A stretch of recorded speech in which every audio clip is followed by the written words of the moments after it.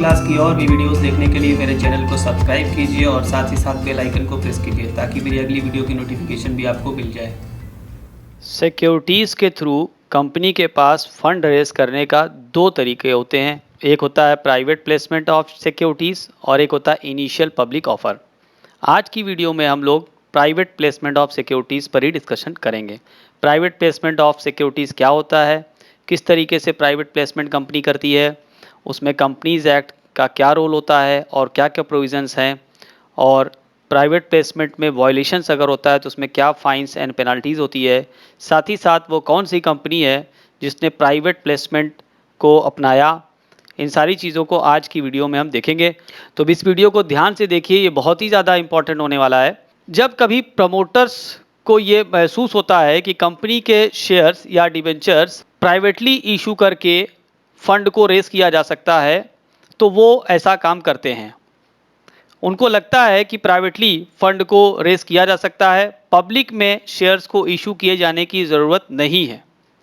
ऐसे केस में वो पब्लिक को इनवाइट नहीं करते हैं शेयर्स खरीदने के लिए, बल्कि कुछ गिने चुने लोगों को ही या कुछ सेलेक्टेड इन्वेस्टर्स को ही वो शेयर्स को खरीदने के लिए इनवाइट करते हैं या उन्हें ऑफ़र देते हैं।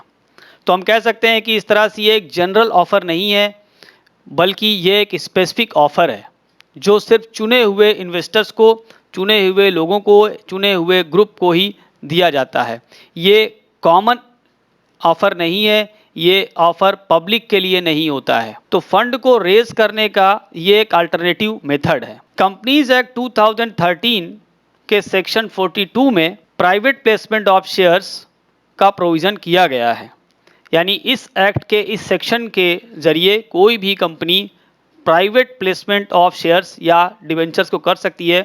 इसमें देखिएगा कि सिक्योरिटीज़ वर्ड का इस्तेमाल किया गया है। सिक्योरिटीज़ में यहाँ पर शेयर्स और डिवेंचर्स ये दोनों चीज़ें शामिल है। Shares and debentures both, listed company और अनलिस्टेड कंपनी, दोनों तरह की कंपनियां प्राइवेट प्लेसमेंट को कर सकती हैं, इसमें कोई हर्ज नहीं है। प्राइवेट प्लेसमेंट करने के लिए बोर्ड ऑफ डायरेक्टर्स के द्वारा चुने हुए लोगों को ऑफर दिया जाता है या इनविटेशन टू ऑफर दिया जाता है। प्राइवेट प्लेसमेंट के थ्रू मैक्सिमम 200 लोगों को शेयर्स या डिबेंचर्स इशू किया जा सकता है एक फाइनेंशियल ईयर में। तो ये 200 लोगों की एक लिमिट है जो 2013 एक्ट के थ्रू है। कंपनीज एक्ट 1956 के अंदर ये लिमिट 50 की थी, लेकिन कंपनीज एक्ट 2013 से इसको 200 कर दिया गया। यहाँ पे देखिए लिखा हुआ पर सिक्योरिटी। पर सिक्योरिटी का मतलब यहाँ पर यह है कि एक सिक्योरिटी के लिए ये लिमिट है। जैसे अगर आप शेयर्स इशू करना चाहते हैं या कंपनी शेयर इशू करना चाहती है तो 200 लोगों को वो शेयर्स दे सकती है, और अगर वो डिवेंचर देना चाहती है तो वो 200 लोगों को डिवेंचर्स भी दे सकती है। तो ये जो लिमिट है ये पर सिक्योरिटी है और एक फाइनेंशियल ईयर की है ये। यानी अगर एक फाइनेंशियल ईयर पूरा हो गया तो दूसरे फाइनेंशियल ईयर में फिर ये 200 लोगों को इशू कर सकती है या दे सकती है। लेकिन इन 200 लोगों में क्वालिफाइड इंस्टीट्यूशनल बायर्स QIB और employees under employees stock option scheme को शामिल नहीं किया जाएगा। यानी ये 200 जो होगा इन दोनों तरह के मेंबर्स को छोड़ करके होगा। तो मैक्सिमम लिमिट 200 है इन दोनों लोगों को छोड़ करके।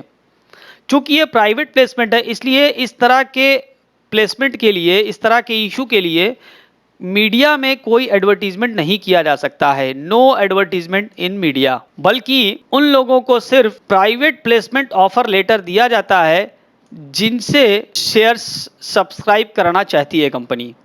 तो कंपनी उन लोगों को जिनको शेयर्स देना चाहती है उन लोगों को एक लेटर इशू करती है जिसका नाम होता है प्राइवेट प्लेसमेंट ऑफर लेटर। वो लोग कौन हो सकते हैं जिनको कंपनी प्राइवेट प्लेसमेंट के थ्रू शेयर्स इशू करती है? वो कंपनी के प्रमोटर्स हो सकते हैं, प्रमोटर्स के फ्रेंड्स हो सकते हैं या उनके रिलेटिव्स हो सकते हैं। उसके साथ ही साथ किसी दूसरी कंपनीज या ग्रुप कंपनीज के शेयर होल्डर्स हो सकते हैं या बैंक्स हो सकते हैं, म्यूचुअल फंड कंपनीज हो सकती हैं या नॉन रेजिडेंट इंडियंस NRIs हो सकते हैं जिनको प्राइवेट प्लेसमेंट के थ्रू शेयर्स इशू किया जा सकता है। या उसके अलावा भारत में इंश्योरेंस कंपनीज जैसे life insurance corporation of India या GIC ये कंपनीज भी हो सकती हैं। उसके अलावा फाइनेंशियल इंस्टीट्यूशन जैसे ICICI, जिसे industrial credit and investment corporation of India भी कहा जाता है, वो हो सकती है। UTI हो सकती है, जिसे यूनिट ट्रस्ट ऑफ इंडिया कहा जा सकता है। तो ये तमाम तरह के इंस्टीट्यूशंस या ग्रुप हो सकते हैं जिनको प्राइवेट प्लेसमेंट के थ्रू शेयर्स इशू किया जा सकता है। प्राइवेट प्लेसमेंट के थ्रू अगर शेयर्स या डिबेंचर्स इशू किए जा रहे हैं तो इन्वेस्टर्स से जो पेमेंट मंगाया जाएगा सिक्योरिटीज़ के लिए वो नॉन कैश होगा, यानी उसको सिर्फ बैंकिंग इंस्ट्रूमेंट्स के थ्रू या डिजिटल पेमेंट के थ्रू ही मंगाया जा सकता है। कैश से पेमेंट नहीं मंगाया जा सकता है प्राइवेट प्लेसमेंट के केस में।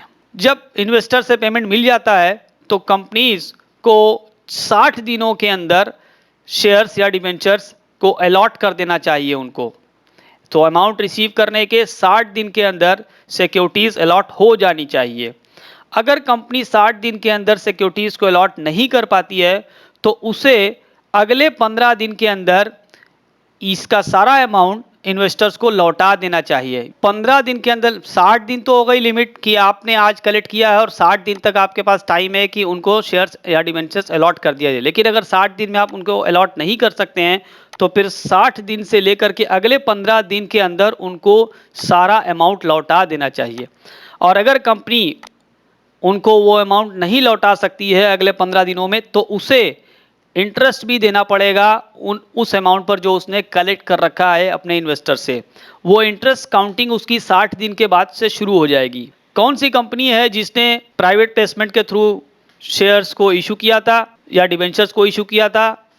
प्राइवेट प्लेसमेंट के थ्रू इंडिया में सहारा इंडिया परिवार की 2 कंपनियां जो 2005 में रजिस्टर्ड हुई थी कंपनीज एक्ट 1956 के अंदर, वो कंपनियां थी Sahara India real estate corporation limited और Sahara housing investment corporation limited. ये 2 कंपनियां थी जिन्होंने प्राइवेट प्लेसमेंट के through optionally fully convertible debentures को इशू किया था।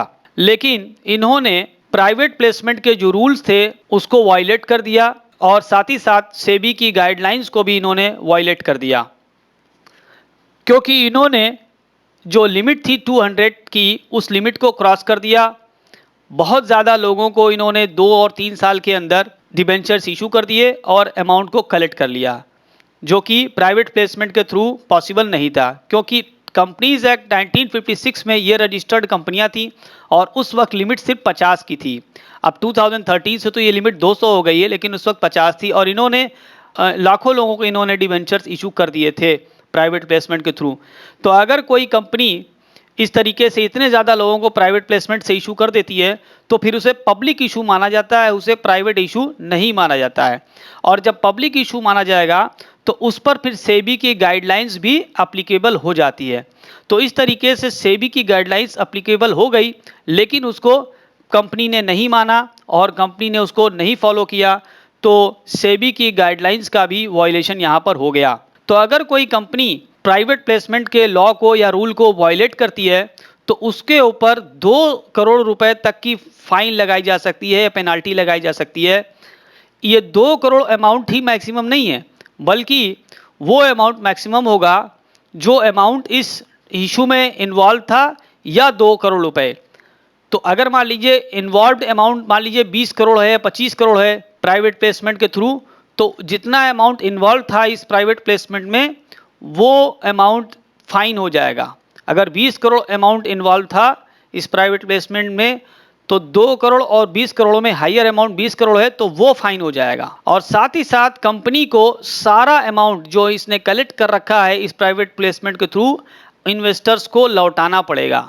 तो प्राइवेट प्लेसमेंट से रिलेटेड सहारा इंडिया परिवार की इन 2 कंपनियों ने जो किया उसका ब्रीफ में मैंने बता दिया है। डिटेल में आप इसको पढ़ सकते हैं, इसका डिस्क्रिप्शन में मैं लिंक डाल दूंगा नीचे। तो उम्मीद करते हैं आपको आज की वीडियो पसंद आई होगी, तो इस वीडियो को प्लीज़ शेयर कर दें और जो लोग इस चैनल पर नए हैं इस चैनल को सब्सक्राइब कर दें। इस तरह की और भी वीडियो मैं बनाता रहता हूँ। Thanks for watching.